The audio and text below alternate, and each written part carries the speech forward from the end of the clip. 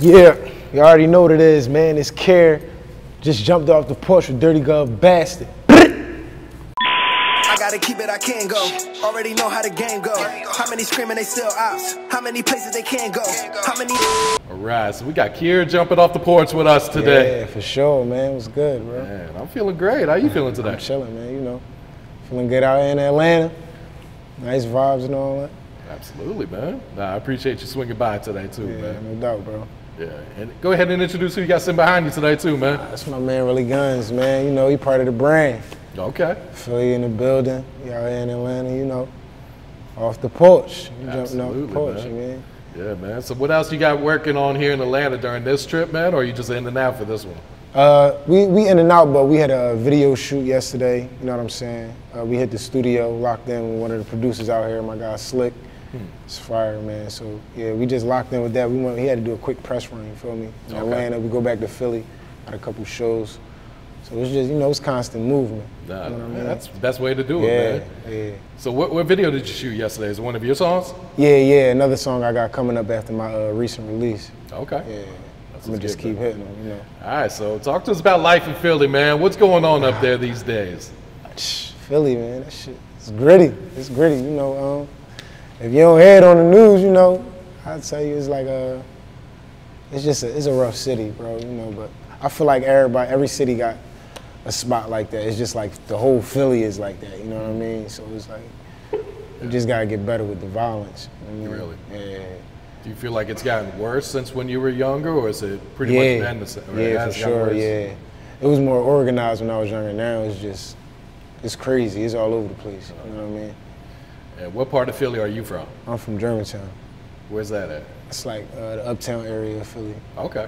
Yeah. I hear it goes down in uptown too, man. I've had a couple rappers from uptown Philly. It's the trenches, man. Yeah, bro. Yeah.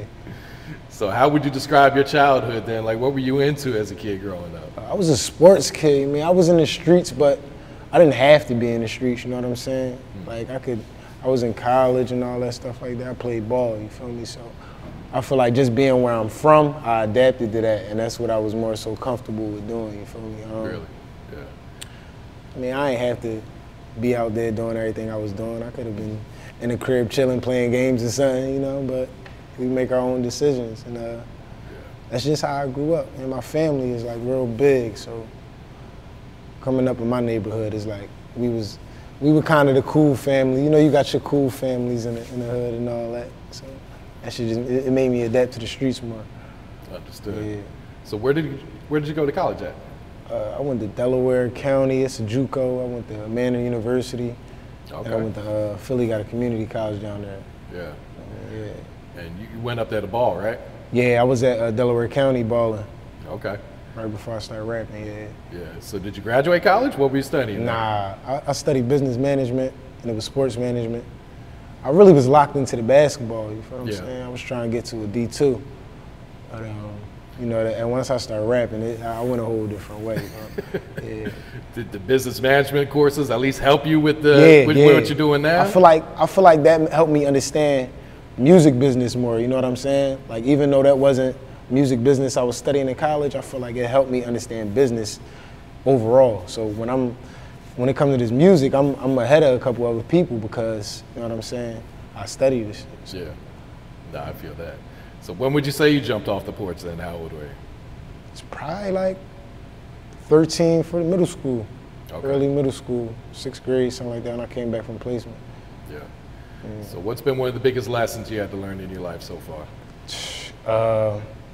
Bro, it's been a lot, but I'd say one of the most important, just know who you got around you, you know what I'm saying? You gotta, cause you might think people are around you for a good reason, but their intentions will really be fucked up. And I had a lot of friends like that, you feel me? It hurt my career a little bit early on because I thought everybody had love for me. I thought everybody was here because they wanted to see me win. When really it was a lot of niggas around that, you know what I mean, envied me or didn't want me around, you know what I'm saying? I couldn't see it because I had love for niggas. So that's one of the most important lessons I learned. Know who around you. Yeah, a lot of people be having alternative motives. Yeah, you think they down for you and the cause, but nah, they bro. really for themselves, trying to just big up themselves in some way. Yeah. And what's been one of the biggest obstacles you had to overcome in your life so far, you know, for you to be able to make it here today and sit on this porch? Just losing a lot of people, man. Close people. I mean, best friends, my brother, a lot of my other friends. I mean, a lot of that shit was hurting me. And I felt like I was part of the reason, but I had to stop blaming myself, you feel me?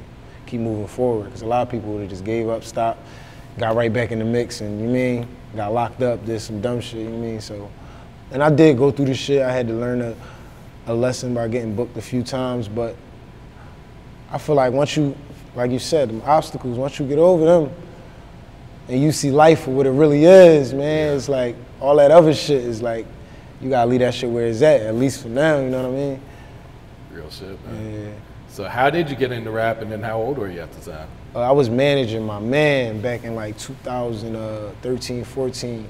I was like, damn, I was like 18, 19 years old managing somebody. He was older than me, but it was my guy, you feel me? And I knew how to move around in the streets when it came to, you know, the music and shit, so I started managing him, and I started rapping because one day he ain't go to the studio. I'm like, damn, bro, like, it happened a couple times, but I'm like, I'm tired of this shit. I keep booking time, we ain't going. I'ma go. Me and my engineer was sitting there. He like, man, you get in there and fuck with something. It already was in my head before, but I tried it. Yeah. I put it on the streets. My homies was like, you know, you gonna take it to your homies. They like, yo, this strong. Once they gave me that confidence, it was over. I'm like, bet. I'm gonna drop some more shit, you feel me? And that's how I got. Once I'm on something, I'm on it. I'm locked in, so. Okay. Yeah. Were you freestyling before then? Did you ever like thought about being a rapper, or? Nah, I would listen to beats like this shit hard, but I wasn't no rapping ass nigga. I was on some street shit, bro. I'm like, man, I'm not rapping. Like, what I look like being a rapper? You know what I mean? But so would you say it came like natural to you though? Yeah, that shit natural, bro. It's natural. It's natural. So who'd you grow up listening to at, you know, when you were young? Beans, Hove, Wayne, Kanye. I gotta say Drake because I came up in that, you know what I mean? But Beanie Siegel was one of my. Boy, he's that so was my underrated, guy, I bro. feel like. Yeah, man. bro. He's a legend. Kiss, like I was on that, you feel what I'm saying? Like, Remember when they was beefing too? yeah, bro, that was like, that shit still mean a lot to me, you feel what I'm saying? I still listen to them tracks. So. Yeah, them shits is classics. Yeah. They was going in on each other. I'm a heavy 50 Cent dude, so, you know, all that type shit, you know? Yeah. So did you start taking music serious right away as soon as you laid down that first song, or did it take a while? Yeah, I feel like once I put my energy into something, it's like I gotta go. It's either I'm going full-fledged or I'm just, I ain't gonna do it. Yeah. So once I stopped playing ball, it was like, damn, man, ball was my love, like, you feel what I'm saying? That was me. So once I stopped that and I started doing the music, I had to go full force. Yeah. Were you still managing at the time, or did you put that to the side, like, I need to focus on myself right now? My man ended up getting booked. He ended up getting shit. like 14 years, man, free trap boy. You know, Oh, damn. So, yeah. So I feel like, not saying that's a good thing that happened, but I feel like the world was working in a certain way. Like it was showing me like, yo, you should, you know what I'm saying? Cause I was, when I was playing ball, shit was like my financial aid got fucked up. My scholarship was about to get taken away cause me and my coach was going through something. It just was a lot going on, and it was swaying me more towards music. So I was like, yo, maybe this might be it. You know? A lot of people ain't believe that shit, but you see, we making it happen. Yeah. No, it's like you took advantage of that Yeah, opportunity. for sure. Yeah. So how'd you get your rap name? Care, my name is Shakir. Oh, okay. That's for sure. That's what everybody know me by. So I ain't want to do too much extra shit. No savage ass name. You mean? Keep that shit regular. Yeah. So it's all you. It's not a character. Yeah, none you of that feel me? shit. Authentic. Yeah. Shit. So what's your creative process like these days? Do you write, or you just be freestyle punching in? I used to write. It used to help me until one time I went in the studio and I didn't write. And this shit was so hot, bro. I was like, yo, I gotta do this more often. And last 4 or 5 years, I've been going in there just knocking shit out, and that shit is just, once I hear a beat, it resonates with you. You're like, oh. So if I hear a beat and I don't fuck with it, unless it's a feature and you know what I'm saying? Yeah. If I hear a beat and I don't fuck with it, I'll be like, nah. Because I feel like everything I do gotta be a hit. That's what gotta be in my head. Everything I do gotta be one of the ones I'm gonna send out the, pipeline. So. Yeah, I got you, man. So what's the message that you're putting into your music? Basically, bro, I just want to motivate the motherfuckers where I'm from to show them, like, you ain't gotta be, you don't gotta do one thing to get out there. Everybody ain't gotta sell drugs, bro, you feel what I'm saying? I'm just telling my story. Everybody ain't gotta do what I did. Everybody ain't gotta go through the shit I went through, but I want motherfuckers to learn that if you did go through that shit, that don't mean you can't get to the next level. You feel what I'm saying? You just gotta change your mindset. Yeah. You know what I mean? Nah, I dig that, man. So let's talk about this long-lived brand entertainment. Yeah, the brand. First off, who's Brand? I'm guessing that's someone that was close to you. Nah, so basically, long live it comes from, like I said, I lost a lot of friends, you feel me? And we used to find ourselves just saying like, long live such and such, long live such and such, long. So the long live part was like for everybody. And the brand was just like, I didn't want to do long live entertainment. I wanted people to know what type of brand it was. Like this is what's, you know, surrounding the brand. It's a long live brand. So I'm representing for all the homies I lost, you feel what I'm saying? Yeah, I feel that, man. Yeah. So talk about some of these artists you have right now. You got my boy Relly Guns right here. Fire, man. We got 5 Star on the label. You know, they just signed to Motown. They got one of the popping records on TikTok, that Come On record. So they with Motown right now. Got my guy Mirror. I mean, got my youngin' Adonis.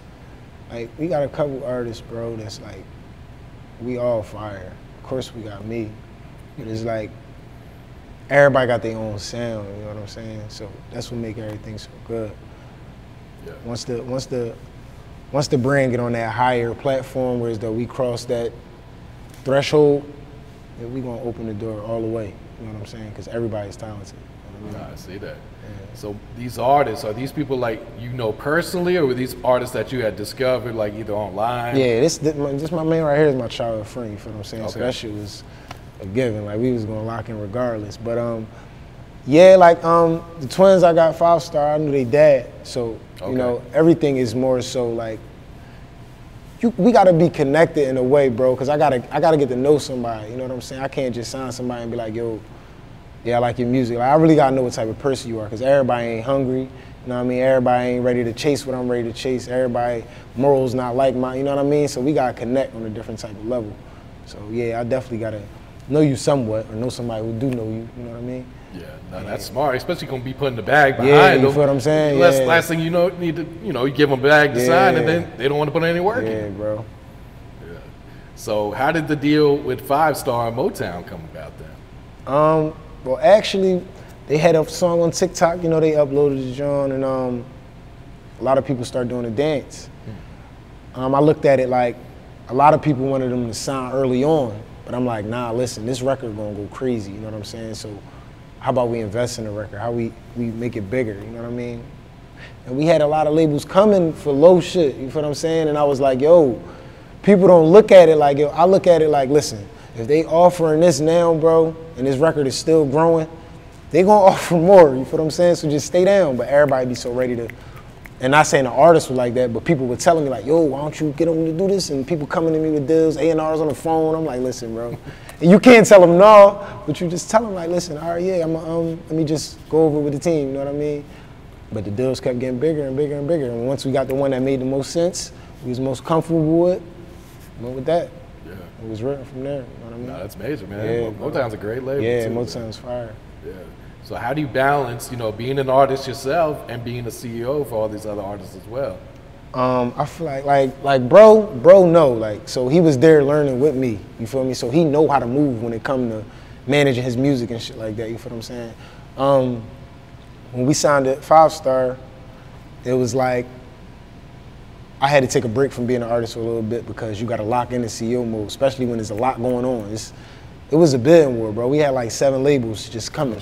So it's like, you gotta take a break from being an artist and focus on the business at that point. Because it's like, me and my man Bugatti, like we had to lock in. Cause yo, they was coming, bro. And we used to think like, damn, we used to go to the labels, you know what I'm saying? And have to meet their criteria, or now it's just like, we set the bar, so it was like, we could do what we want, and if it fit, it fit. If it don't, we can move around and go somewhere else. We can go distribution, we can go here, you know what I mean? It's options, so. Yeah, it's always a good thing to have options. Yeah, bro. That I had to is for prioritize. It's easy. It's easy now. Yeah. You know what I mean? What would you say has been one of the biggest sacrifices you had to make in your life for you to be successful so far? Bro, I had to let like some close people go, man. Bro, some close people. Like, niggas I love to death, you know what I mean? But they was hurting me, man. It was hurting me like bad. And these niggas you love, it's people you want to see become millionaires with you. You feel what I'm saying? You see y'all doing shit together, and now you just don't see it because, you know what I mean? Somebody envious or somebody says something and they believed it, or so I had to let a lot of people go, bro. But I had to learn that sometimes that should help you. Let it take a lot of weight off you. Yeah. You know what I mean? Yeah. It's like not everyone can come with you to the top. Yeah, bro. And I a feel lot like of people once gonna try and bring you down. Yeah, for sure. So I just be trying to show motherfuckers, even the people that's going through what I went through in the hood, I be like, listen, bro, everybody ain't for you. You know, everybody don't always listen, but they catch on eventually when they see what I'm talking about. They be like, oh shit, you know what I mean? So it's just a learning process, bro. Nah, for That's real. just life. Yeah. Yeah. So what's your thoughts on the rap game, music industry, and everything that be going on right now? I mean, the music industry is like, that shit like a high school, bro, but you feel me? It's definitely a circus, bro. You know, I learned some crazy shit throughout these past years. I used to want to be, I can't wait till I get in the industry, wait till hey, bro, I start seeing all this crazy shit, man. This should be wild. So, I don't know. Like, I ain't gonna say I don't want to be a part of the industry. Of course I want to, that's a part of my career, you feel me? But you just got to move a certain way. It's a game you got to play, bro. And I had to learn that shit. I had to learn you got to play a game. And you just can't take nothing personal. Nothing. Yeah, it's business at the end of the day. It's business, man. Even if that shit seem personal, you connect with an artist and y'all super close, eventually it's gonna be business, bro. So, I mean, you know, just gotta prioritize who your friends are, who your business associates are, you know. Yeah, real shit, man. Yeah. So what's going on with the music scene in Philly right now? Look like a lot of talent coming out that city, man. Philly got some talent, bro. They got some talent. And with the new dance wave, they got a lot of kids that's coming up. So it's like a rap wave, then it's like a rap dance wave. They got their own genre. Like it's like that shit is fire, bro. Philly got some talent coming up. We just gotta work together more. We gotta stick together more. Do you feel like the city's lacking that unity right now, or has it gotten better than what it once was? It's gotten better.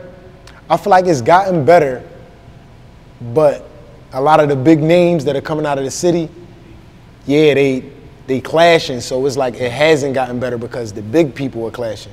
The little people not clashing no more. Now it's the big people. It used to be a bunch of little people just clashing, and now the big people kind of clashing. So once we get that together, I feel like the city would be unstoppable, bro. Like Atlanta, man, is crazy because they locked in with each other. You walk in the studio with a motherfucker, and y'all end up doing some shit. It's like that in Philly sometimes, but 7 times out of 10, you walk in the studio, you might see an op, and that shit might go down. You feel what I'm saying? So it's like we just gotta unify more, man.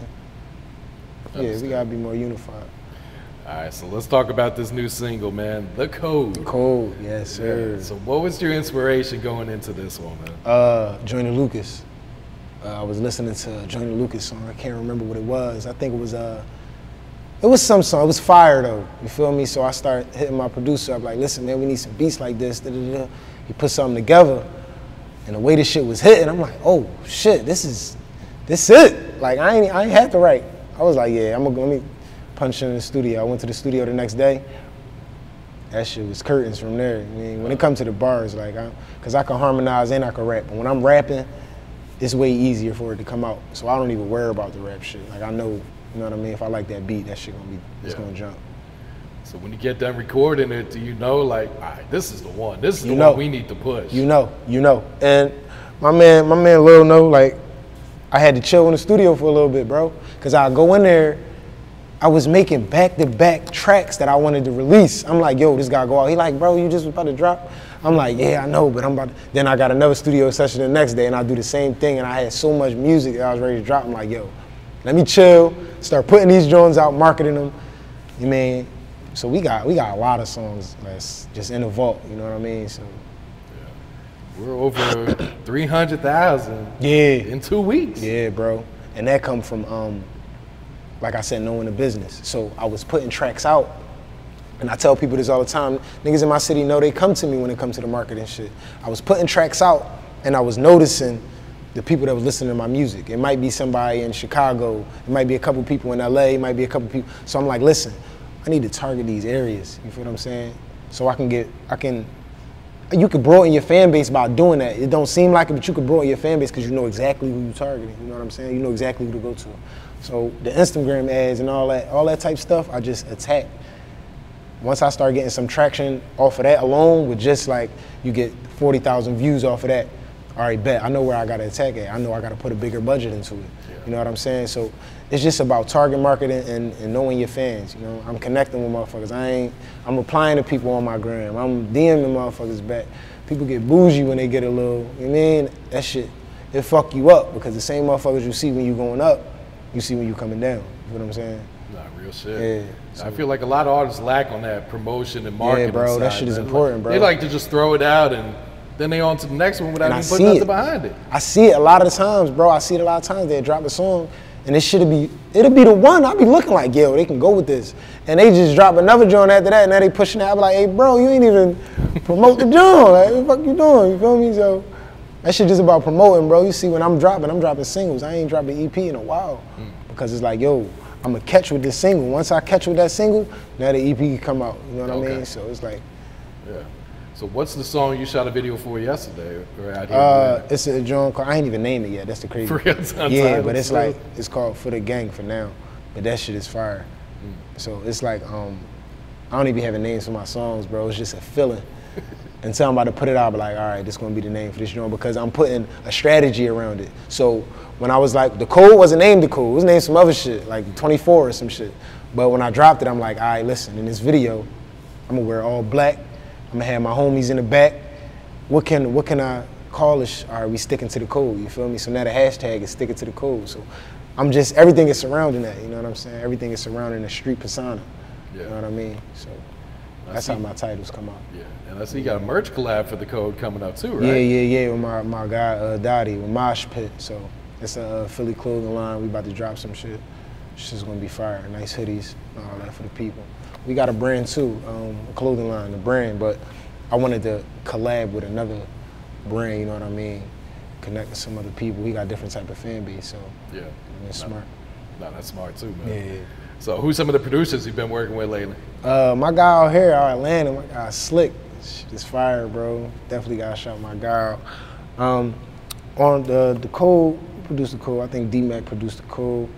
My guy in Philly, Brizzy on the beat. Work with him. My guy J-Nat.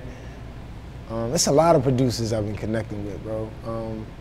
Rob, my guy Rob from Jersey. He got some fire shit right now. He going up on TikTok, you know what I mean? DJ Crazy, just in the studio with Crazy from Philly, you know what I mean? He going up, got a hit record coming out of Philly. So there's a lot of people, bro, that we just tap in, you know what I mean? Tap in with people, build relationships, and good music come up out of it. Yeah. And how would you describe your growth, you know, from that first song up into this new music that's about to come out? It's crazy, bro. My growth is, bro, I'm proud of myself. I mean, I never sit there and really think about like, damn, how far I came. But when I do think about it, it's like, bro, I was ass. Like that first track to me when I listen to it now. Start somewhere, yeah, I was like, what the fuck? I'm screaming and all. Like if somebody put a track on and I'm in the car, that first joint, I'm gonna get mad. I'm gonna cut that shit off. Yeah, I'm gonna cut that shit off. I'll be like, yo, cut that shit off, bro. I don't want to hear that shit. But the growth is crazy because now my voice is like, I can control this shit. I can control the pitch of my voice. I can control the tone. I can control the tempo. The flow and the code is fucking crazy, bro. It's like, it wasn't just a rap flow. It was like I gotta stick to, you know what I mean? I'm bouncing, I'm riding the beat. So I learned how to do all that shit. So the growth is phenomenal, bro. Yeah. I see that, man. Yeah. So what's some of your short-term and what's some long-term goals you set for yourself? Short-term goals right now is to get the code where we need the code to be, you know what I mean? Build some more leverage. We already got some, we want to build some more so we can get them situations we want, you know what I mean? Them endorsements, shit like that. We locked in on that type of shit. Long-term, bro, I'm definitely gonna be one of the most inspirational artists to step on this planet, you feel what I'm saying? And I see it already from my city. I know how much influence I got. I see it, I don't get mad when motherfuckers follow me and do shit that I do, you feel what I'm saying? And don't give me credit. I don't get mad because it shows me how much influence I got over other artists. I mean, other artists come to me and ask me for advice all the time. That means something to me, man. It mean they see where I came from and what I'm doing, you know what I mean? So long term, bro, we definitely gonna be one of the most influential artists. Nipsey Hussle, 50 Cent, Jay-Z, you know what I mean? We taking it to another level, and rap is not the end of it.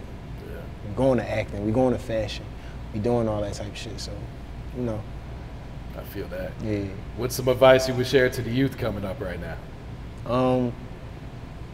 Just focus on your future, bro. I feel like a lot of the youth focused on being so street and being so, everybody think they gotta kill somebody, you feel me? That shit ain't for everybody. Like, even if motherfuckers is getting falsely accused of shit, like I'm fighting an attempted murder right now, you feel what I'm saying? Sure. And it's like, everybody can't be street, bro. Like, somebody gotta be the one to, you know what I mean? And I ain't saying I ain't never done no street shit, like everybody, like come on, but at the end of the day, somebody gotta be the one to wake up and be like, yo, we gotta get the fuck up out of here. So somebody gotta be the one to lead us out, you know what I mean? And that's the approach I took. Like being around all my homies and we was doing all this crazy shit we should be in jail for, you feel what I'm saying? It's just like, I had to be the one to be like, yo, bro, like, we being dumb. And a lot of motherfuckers I don't fuck with no more, it's still on the same time, you feel me? And I still be trying to talk to the niggas, tell them, but at least I can say I told you, man. No, that's real, man. Yeah. That's solid advice right there, Yeah. too. You got any shout outs you like to give before we wrap it up here? Man, shout out to y'all, man. Shout out to all the Porch, Dirty Glove Bastard, bro. Shout out to Philly. Shout out to all my supporters, man. Shout out to the brand. Just shout out to everybody, man, that supported me and got me where I'm at and getting me where I'm going, man. Definitely shout out to Haze Street, the Hood, Philly, the 4 in the building, man. Y'all see where we at. We in Atlanta. We just taking it to another level, bro. Like, this shit ain't gonna stop, man. We coming here. When we leave here, we go back to Philly for a show. We going to LA next. You know what I'm saying? We locking in, bro. So we ain't staying in one spot. We moving around. We making this shit happen. I gotta keep it, I can't go. Already know how the game go. How many screaming they still ops? How many places they can't go? How many niggas done slid through the floor? How many ops